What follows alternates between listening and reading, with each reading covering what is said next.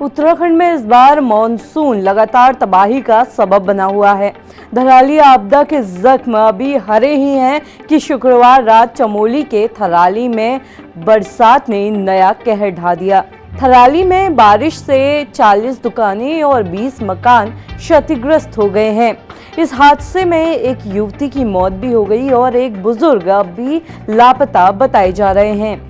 शुरुआती रिपोर्ट में इस आपदा को बादल फटने से जोड़कर देखा जा रहा था। हालांकि इसी बीच वाडिया, जलागम, IIG, दून विश्वविद्यालय और दिल्ली विश्वविद्यालय के वैज्ञानिकों का एक बड़ा शोध सामने आया है, जिसमें वैज्ञानिकों ने दावा किया कि उत्तराखंड बादल फटने की चरम घटनाओं का हॉटस्पॉट बन चुका है। 1982 से 2020 तक के आंकड़ों पर आधारित इन शोध से सामने आया है कि राज्य में बारिश, सरफेस टेम्परेचर और जल प्रवाह में लगातार और बड़े बदलाव हो रहे हैं। आप स्क्रीन पर देख सकते हैं कि पिछले 4 दशकों में बारिश और जल प्रवाह का पैटर्न किस तरह से बदलता गया है। 2010 के बाद से बादल फटने जैसी चरम मौसमी घटनाओं में तेजी से बढ़ोतरी हुई। पूर्व उत्तराखंड यानी कि नैनीताल और उधम सिंह नगर में 1990 के दशक में बारिश बढ़ी थी, जबकि 2000 में पश्चिमी जिलों जैसे कि बागेश्वर में बारिश कम हो गई। 2010 में पश्चिमी जिलों में फिर से बारिश बढ़ी और 2020 आते आते ये ट्रेंड उलटकर फिर से पूर्वी इलाकों में ज्यादा बारिश की तरफ शिफ्ट हो गया। रुड़की और तराई क्षेत्र में 1990 में जल प्रवाह ज्यादा था, लेकिन 2000 तक इसमें गिरावट आ गई। यही पैटर्न 2010 और 2020 में दोबारा से देखा गया। विशेषज्ञों की माने तो ये बरसात और बर्फबारी से जुड़ी नमी की मात्रा से प्रभावित है। मौसम विभाग के पूर्व निदेशक विक्रम सिंह और वैज्ञानिक रोहित थपलियाल बताते हैं कि अरब सागर से आने वाली दक्षिण पश्चिमी हवाएं राजस्थान और हरियाणा से गुजरते हुए जब हिमालय की पहाड़ियों से टकराती हैं तो अचानक ऊपर उठ जाती हैं। नतीजतन बादल तेजी से बनते हैं और फटने जैसी घटनाएं होती हैं। मौसम विभाग के पूर्व निर्देशक विक्रम सिंह के मुताबिक उत्तराखंड में ऐसे हादसे ज्यादातर तड़के सुबह होते हैं।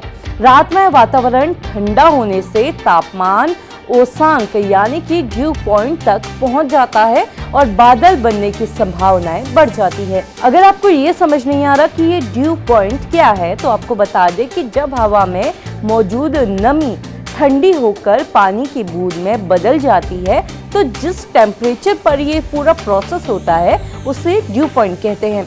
वैज्ञानिकों की माने तो इस साल सिर्फ 23 अगस्त तक ही राज्य में 131 मिलीमीटर बारिश दर्ज हो चुकी है और वैसे नॉर्मली इस समय तक पूरे राज्य में औसतन 904.2 मिलीमीटर बारिश होती है, जिससे ये साफ है कि राज्य में अब तक 14% ज्यादा बरसात हो चुकी है और हो सकता है कि इस साल मानसून के खत्म होने तक राज्य में और ज्यादा बरसात दर्ज हो।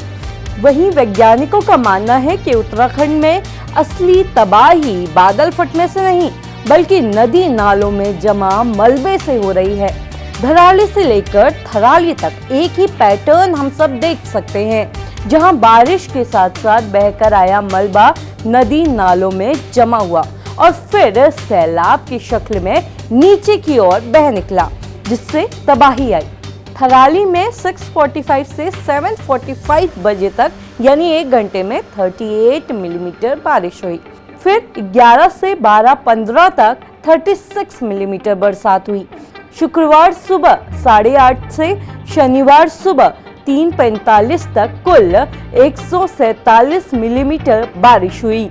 चमोली जिले में 24 घंटे में सामान्यतः 6.9 मिलीमीटर बारिश होती है, लेकिन इस बार ये आंकड़ा 17.7 मिलीमीटर पहुंच गया, यानी कि 157% ज्यादा बारिश।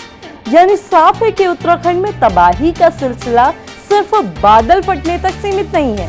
असल खतरा बारिश के बाद बहता मलबा और बदलता मौसम का पैटर्न भी है।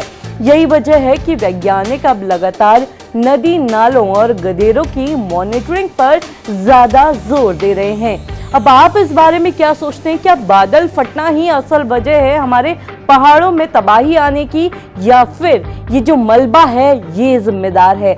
आपकी इस बारे में क्या राय है, हमें कमेंट में जरूर बताइएगा।